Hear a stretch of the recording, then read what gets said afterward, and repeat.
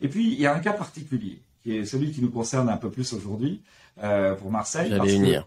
Sur les 50 villes, il y en a 3 que sont Singapour, Miami et Marseille, qui, en tant que tels, ne sont pas des lieux de surconcentration de PIB informatique, ou même de richesse, tout simplement, de PIB, mais qui ont une particularité, c'est un atout géographique incroyable. Et on le connaît bien dans le maritime, hein, avec Singapour, c'est quasiment le passage obligé pour passer du Pacifique à l'océan Indien.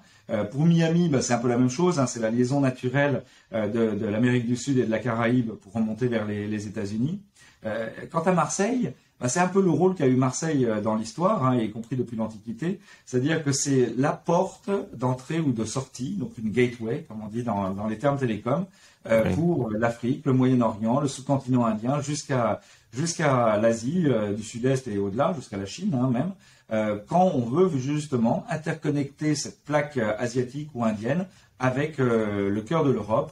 Parce que Marseille ne serait pas Marseille, bien sûr, si elle n'avait pas en face l'Afrique et le Moyen-Orient, mais elle serait surtout pas Marseille s'il n'y avait pas derrière l'Hinterland que représente le cœur européen, qu'on appelle dans notre jargon le FLAP, qui est une belle abréviation de Francfort, London, Amsterdam, Paris. Ces 4 villes-là, d'ailleurs, au passage, c'est les 4 grands aéroports européens. Et c'est pas pour rien. De la même façon qu'on échange avec certaines logiques de concentration de population, de concentration de PIB ou de richesse, finalement, les hommes ou des marchandises, on fait la même chose, finalement, pour la data.